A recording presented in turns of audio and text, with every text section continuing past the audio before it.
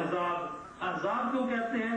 احزاب ہے حزب کی جمع، حزب کے معنی ہے پارٹی، چونکہ اس جنگ میں دشمنوں کی ساری پارٹیاں مل کے آئی تھیں اسلام کو ختم کرنے کے لیے، اس لیے اس کو کہتے ہیں احزاب، حزب کی جمع ہے احزاب۔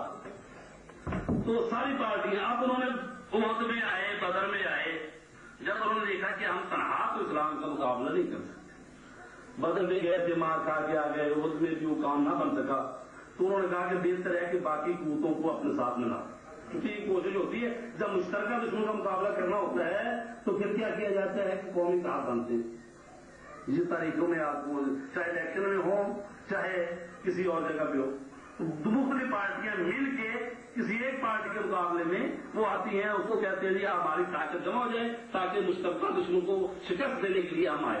تو یہی تھا کہ اسلام کو شکست دینے کے لیے کافر، مشرک، یہودی اور جتنے بھی قبیلے تھے قریب کی سب کو انہوں نے ساتھ ملایا۔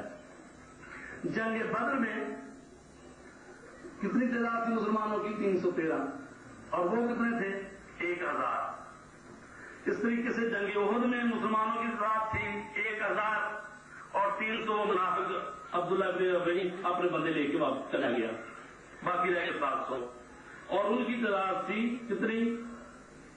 3000۔ اب اس جنگ میں، جنگ خندق میں، مسلمانوں کی تعداد ہے 3000 اور ان کی تعداد ہے 10,000۔ ذرا بیلنس، کیونکہ میری عادت ہے کہ جب کوئی واقعہ ہو تو کم از کم پتہ ہونا چاہیے ادھر کتنے ہیں ادھر کتنے ہیں، ڈیٹے کی ہیں، تاکہ جب کوئی واقعہ بیان کیا جائے تو پڑھنے والے کو بھی سننے والے کو پتا ہو کہ اس کی تاریخ کیا ہے، اس کی کیا ہے۔ ایسا نہ ہو کہ مثلاً امیر مختار جو ہے وہ 65 میں اس نے حکومت لی ہے، 66 میں اس نے بدلہ لیا ہے، اور بی بی کا انتقال جو ہے وہ کربلا کے 1 سال کے بعد ہو گیا۔ تو اب یا تو اس انتقال کو 6 سال ادھر کرو یا اس 6 سال کو ادھر کرو۔ تو اس لیے میں کہتا ہوں ڈیٹوں کو، یہ کو سب کو پتا ہونا چاہیے انسان کو کہ کب کسی کی شہادت ہوئی ہے، کب کسی کی ولادت ہوئی ہے۔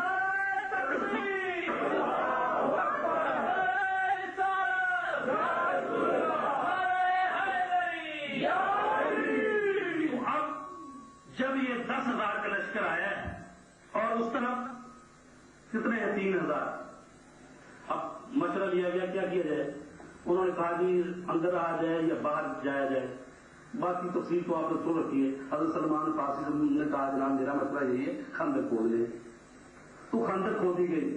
اب مدینے میں جو گئے ہیں، الحمدللہ ہم بھی گئے ہیں، دوسرے بھی جو لوگ گئے ہیں ثابت نصیب ہوئی ہے، تو مدینے میں پہاڑ ہیں، تو ایک طرف جہاں سے آتی جاتی تھی کہا اس طرح خندق کھودو، تو خندق 6 کلومیٹر بنتی تھی، تو 6 کلومیٹر خندق کھودنی تھی۔ خندق اتنی چوڑی کہ اس میں کوئی آدمی اگر گھوڑا جڑا کے آئے گر جائے تو اس سے باہر نہ نکل سکے، چوڑی اتنی ہو گیا اتنی ہو۔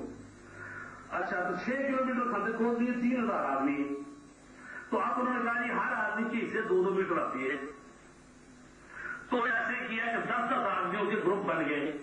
جب گروپ بن گئے 10-10 آدمیوں کے، ہر آدمی کے 20 میٹر انہوں نے کھودنی ہے، ہر آدمی 2 میٹر کھودنی، تو تقریباً 25-26 دن کے دوران یہ کھودی گئی ہے، 1 مہینے کی تقریباً۔ جب پتا چلا تو 1 مہینے بعد وہ آ گئے۔ 1 مہینے میں انہوں نے بڑی فداکاری سے، جان نثاری سے باہر کام تو کیا ہے۔ آپ کہتے ہیں کہ دیکھو جس نے جتنا کام کیا اس کو ماننا چاہیے، بھاگتے بھی تھے چلے چلو، لیکن کم از کم یہ خندق بھی کھودتے تھے، وہ سڑکیں ٹھیک کرتے تھے، وہ بہت سارے کام کرتے تھے۔ تو اب یہ جو خندق کھودی گئی ہے اتنی 6 کلومیٹر بھی آخر آدمی نہیں کھود دیے نا، رسول پاک بھی لگے ہوئے تھے، اور خندق بھی ایسے کھودی ہے کہ یعنی حالات بھی اس قسم کے تھے، بڑے ٹائم قسم کے۔ وہ آئے کہ یا رسول اللہ دے ہمیں بھوک لگی ہے، ہم پیاس لگی ہے، اب یہ ہے دیکھیے پتھر باندھے، رسول پاک نے فرمایا دیکھو میں نے بھی 2 پتھر باندھے ہوئے۔ تو یعنی اس قسم کے حالات تھے اس وقت، تو اس حالات میں رہ کر انہوں نے آخر کام تو کیا، ٹھیک ہے۔ اچھا، اب لیکن ہے ہو سکتا ہے کوئی بیچارہ تھک گیا ہو، کچھ ایسی جگہ جہاں سے جسے چوڑی کرنی تھی وہاں پوری کم رہے گی۔ اچھا، وہ آ گیا 10,000 کا لشکر لے کر۔ جب لشکر لے آئے تو انہوں نے کیا کیا، کچھ جگہ پر آنے جانے کے لیے رستہ رکھا، ساری خندق تو نہیں کھودی، کچھ جگہ پر وہ جگہ رکھی اور وہاں پر چوکیاں بنا کے تیر انداز بٹھا کے یہاں سے اگر کوئی آئے گا تو تیر ماریں گے، باقی جو ہے خیمے وغیرہ لگے ہوئے۔ اس طرف مسلمان ہے ایک طرف. تو خندق جب یہ لوگ آئے انہوں نے دیکھا کہ یہ تو عجیب حالت ہے, پہلے تو نہیں تھا ایسے, پہلے تو آمنے سامنے لڑائی ہوتی تھی, اب یہ بڑے وہ اپنے حساب سے ساروں کو ملا کر قومی اتحاد بنا کر اور وہ ساری پارٹیاں مل کے احزاب, کیونکہ قرآن کہتا ہے احزاب یعنی ساری پارٹیاں مل کے جب آئی ہیں, اب دیکھا کوئی عجیب صورت آ رہی ہے. وہ آئے تھے کچھ اور تھے, تو یہ وہ تو اللہ تعالیٰ کی مہربانی تھی اور رسول پاک کا فضل اور ساتھ ہی اس کی ضروری. اب جو دیکھا خندق ہوتی تو انہوں نے پڑاؤ ڈال دیا وہاں. تو اب یہ روزانہ اب دیکھتے رہتے ہیں, گھوڑے دوڑاتے رہتے ہیں, کیا کیے جب وہ آتے ہیں نزدیک وہ جو آپ بنائی ان کی چوکیاں وہاں سے آتی ہیں مارتے ہو, تو کہیں سے جا نہیں کرتے. کافی دیر رہے وہ جو راشن لے گیا, ان کو کیا پتا تھا کہ اتنی لمبی جنگ ہو جائے گی, وہ تو آئے تھے 1-2 دن کے لیے. اب یہ جب انہوں نے دیکھا تو وہ 1.5-2-2.5 ہفتے گزر گئے, راشن ختم ہو رہا ہے. ابو سفیان اینڈ فیملی جتنی تھی وہ معاویہ کی وہ سربراہ تھا اس کا. تو اس نے کہا کہ جلدی کرے کوئی سلسلہ, یہ راشن بھی ختم ہو رہا ہے, کچھ نہ کچھ کرنا چاہیے. تو اب عامر بن عبد وقت جو کہ 1000 کے مقابلے میں اس وقت سمجھا جاتا تھا, یہ نہ بدر میں تھا نہ احد میں, وہاں نہیں تھا یہ. تو اب اس کو بھی ڈھونڈ ڈھانڈ کے لے گیا ایسے کہیں سے کہ اس کو بھی لے گیا ہو, تو اس کو لے آئے. تو اب دیکھا انہوں نے, چلتے رہے تو وہ جیسا میں نے کہا تھا کہ اس کو مل گئی جگہ کہ یہاں سے اگر ایڑی لگائی جائے, گھوڑے پہ ایڑی لگائی جائے تو پار ہو سکتے ہیں. تو اب وہ 5 آدمی تھے, ایک عمر بن عبد الوہاب ان کا بڑا تھا, ایک نوفل تھا, ایک زخیل تھا, 2 اور آدمی تھے. تو انہوں نے اپنے گھوڑوں پہ ایڑی لگائی اور اس طرف آ گئے. جب یہ آئے تو اب عمر بن عبد الوہاب آیا, اس نے آ کے کہا حل من مبارز, اور کس نے مقابلے پہ آنا ہے. اب یہاں تک تو میں نے یہ پس منظر طریقے پر, اب قرآن کیا کہتے ہیں, سنو آپ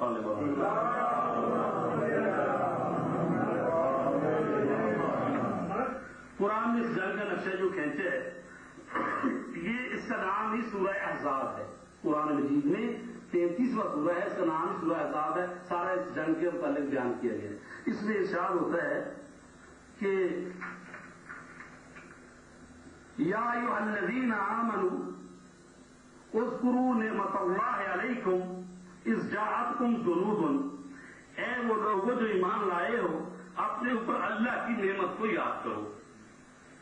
اذ جاءتکم جنود, اس وقت جب عظیم لشکر تمہاری طرف آئے. فارسلنا علیہم ریحا, تو ہم نے طوفان بھیجا. وجنودا, اور لشکر بھیجے, ایسے لشکر لم تروہا, جس کو تم دیکھتے نہیں تھے.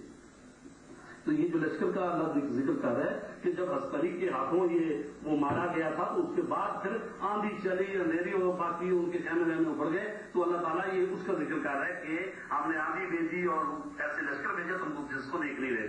یہ وہ بات.